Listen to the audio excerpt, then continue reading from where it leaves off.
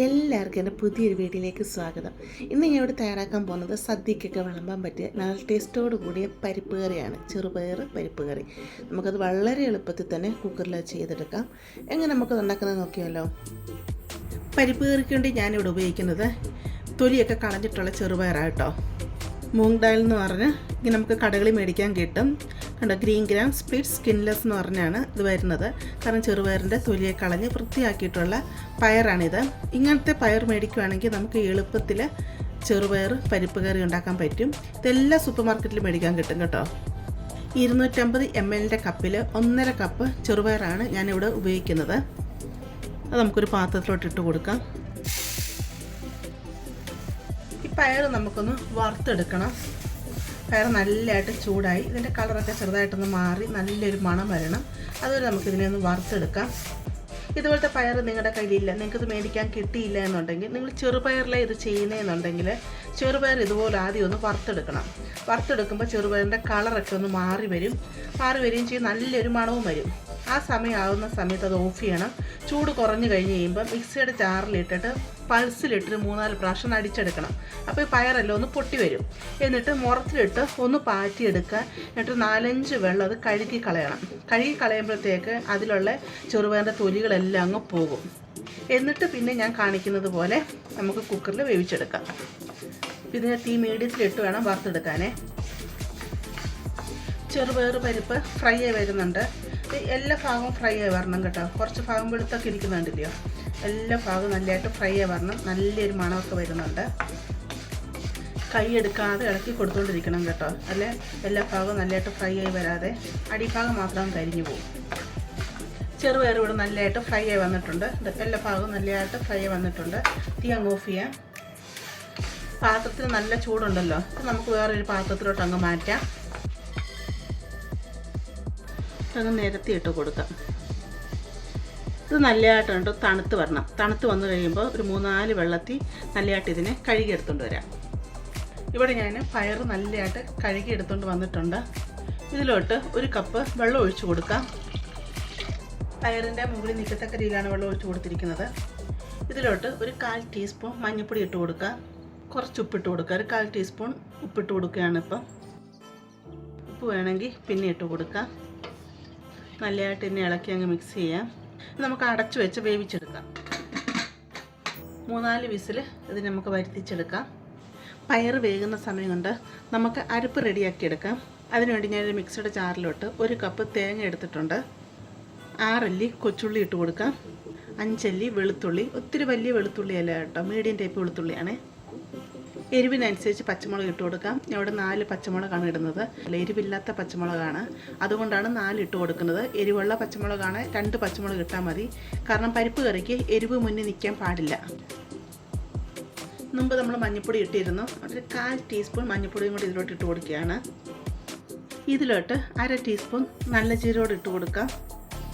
എന്നിട്ട് ഇതിലോട്ട് ശകലം വെള്ളം ഒഴിച്ച് നല്ലതായിട്ട് ഇതിനെ നമുക്ക് അരച്ചെടുത്തുകൊണ്ട് വരണം.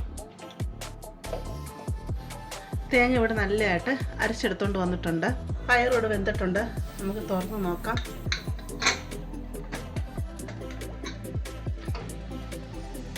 നല്ല രീതിയിൽ വെന്ത് വന്നിട്ടുണ്ട്.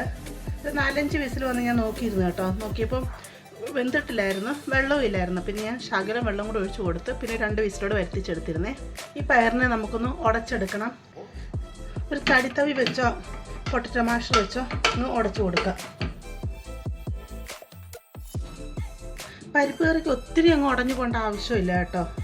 ഇപ്പോൾ ഉടച്ചെടുത്തിട്ടുണ്ട്. ഇതിലോട്ട് അരച്ച് വെച്ചിരിക്കുന്ന അരപ്പും ഒഴിച്ച് കൊടുക്കാം. മിക്സി കഴുകിയെടുത്ത് 1 കപ്പ് വെള്ളം കൂടെ ഇതിലോട്ട് ഒഴിച്ച് കൊടുക്കാം. നമുക്കിതിനെ നല്ലതായിട്ട് മിക്സ് ചെയ്ത് നോക്കാം.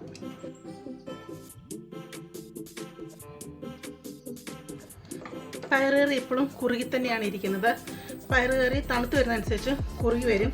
എത്ര നമുക്ക് ലൂസ് വേണ്ടേ അതനുസരിച്ച് നമുക്ക് പയറ് കറി ലൂസാക്കി എടുക്കാം.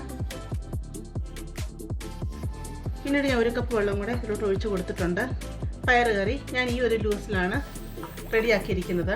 ഇത് ഇരുന്ന് കഴിയുമ്പോൾ പിന്നെ പുറയോടെ കുറുകും കേട്ടോ.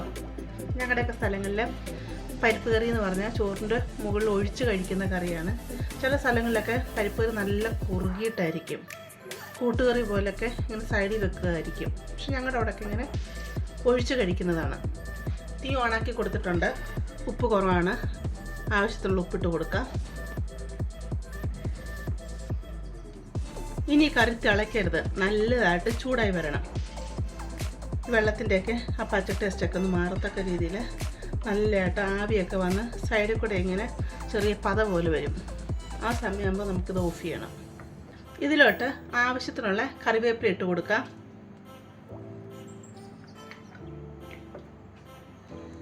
കറി നന്നായിട്ട് ചൂടായി വന്നിട്ടുണ്ട്, നല്ലതായിട്ട് ആവി വരുന്നുണ്ട്. സൈഡിൽ കൂടെ ഉണ്ടോ പത പോലൊക്കെ വരുന്ന കണ്ടില്ലയോ? ഇത്രയും മതി. തീ അങ്ങ് ഓഫ് ചെയ്യാം.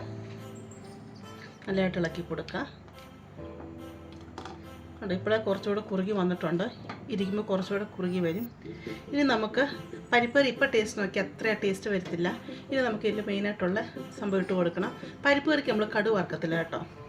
ഇതിലോട്ട് 1 ടീസ്പൂൺ പച്ചവെളിച്ചെണ്ണ ഒഴിച്ച് കൊടുക്കാം.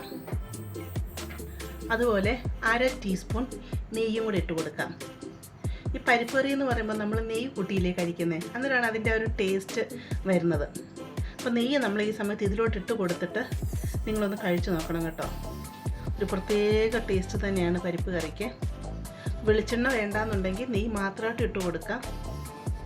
അതല്ല നിങ്ങൾക്ക് നെയ്യ് ഇങ്ങനെ ഇട്ട് കൊടുക്കണം താല്പര്യം ഇല്ലയെന്നുണ്ടെങ്കിൽ പച്ച വെളിച്ചെണ്ണ 1 ടേബിൾ സ്പൂൺ വരെ ഒഴിച്ച് കൊടുക്കാം.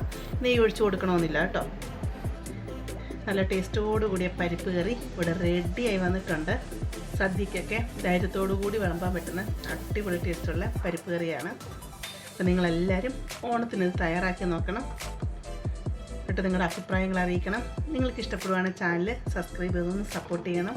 അതുപോലെ ലൈക്ക് ചെയ്യണം. ഫാമിലിയോട്ട് ഫ്രണ്ട്സിലോട്ടൊക്കെ ഇത് ഷെയർ ചെയ്ത് കൊടുക്കണം കേട്ടോ. നമുക്കിനി പുതിയൊരു വീഡിയോ ആയിട്ട് അടുത്ത ദിവസം കാണാം.